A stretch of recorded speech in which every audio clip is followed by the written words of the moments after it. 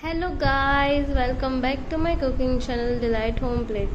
તો આજે હું એકદમ નવી રેસિપી સાથે તમારી જોડે આવી ગઈ છું, જેનું નામ છે ચીઝ મસાલા રાઈસ. તો અહીં મેં સૌપ્રથમ બધી જ વેજીસ કટ કરીને લઈ લીધી છે, જે આપણે એઝ મસાલા રાઈસની અંદર યુઝ કરવાના છીએ. તો સૌપ્રથમ એક કઢાઈ કે પેનમાં આપણે 2 ચમચી જેટલું બટર લેવાના છીએ. હવે બટરને આપણે બરાબર રીતે ગરમ કરી લઈશું લો ફ્લેમ ઉપર. બટર એકદમ બરાબર રીતે મેલ્ટ થઈ જાય ત્યારબાદ આપણે તેમાં લસણ અને મરચાં નાખીશું. આપણે લસણને બરાબર સોતે કરી લઈશું જ્યાં સુધી ગોલ્ડન બ્રાઉન ન થઈ જાય.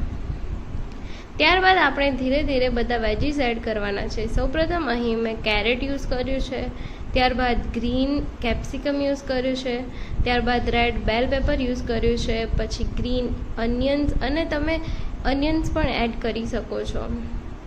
ત્યારબાદ અહીં મેં સ્વીટ કોર્ન યુઝ કર્યા છે. હવે તેની અંદર મેં શેઝવાન ચટણી ઉમેરી છે અને થોડા રેડ ચીલી ફ્લેક્સ ઉમેર્યા છે. ત્યારબાદ બધી જ વસ્તુને બરાબર મિક્સ કરી લઈશું. અહીં મેં સોલ્ટ અને ઓરિગેનો સાથે હળદર અને મરચું પણ એડ કરી લીધું છે.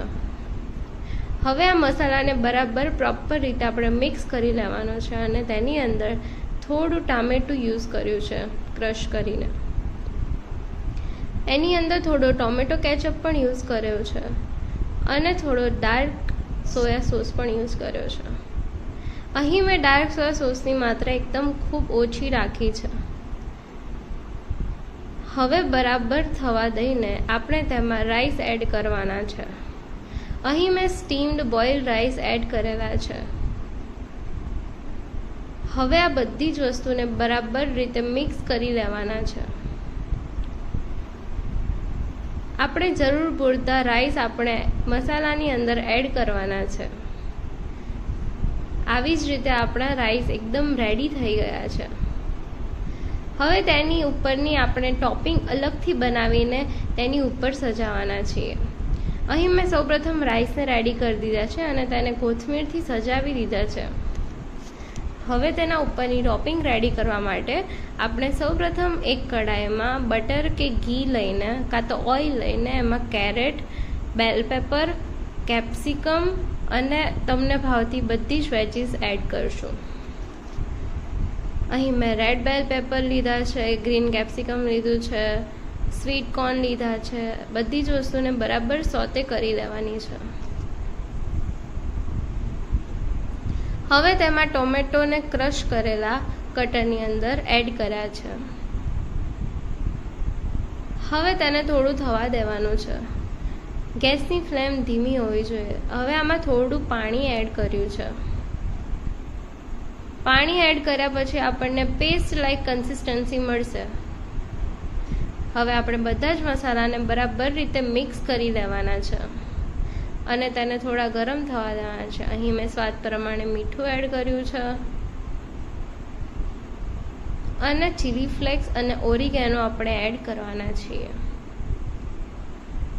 ચીલી ફ્લેક્સ અને ઓરેગાનો એકદમ ઇટાલિયન જેવો સ્વાદ આપે છે. હવે આ બધી જ વસ્તુને આપણે પ્રોપર મિક્સ કરી લેવાના છીએ. હવે તેને ધીમી ફ્લેમ ઉપર સરસ રીતે ચડવા દેવાનું છે. આવી જ રીતે આપણી પેસ્ટ તૈયાર થઈ ગઈ છે અને આપણે રાઈસ એક પ્લેટમાં સર્વ કરી દઈશું. હવે જે આપણે પેસ્ટ તૈયાર કરી હતી તેની અંદર આપણે ચીઝ એડ કરી દેવાની છે, જેથી આપણી ચીઝી પેસ્ટ, અને આપણે આને ડીપ પણ કહી શકીએ, તે રેડી થઈ ગઈ છે. હવે આપણે જે પ્લેટમાં રાઈસ સર્વ કર્યા હતા તેની ઉપર આ ચીઝવાળું પેસ્ટ આપણે એડ કરી લેવાનું છે.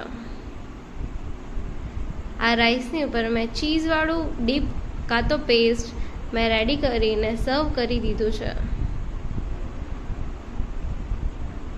આવી રીતે એકદમ નવી અને મજાની રેસિપી અમારી સાથે જોવા માટે તમે અમારી સાથે બન્યા રહો અને મારી ચેનલને લાઈક કરો, શેર કરો અને સબસ્ક્રાઈબ કરો.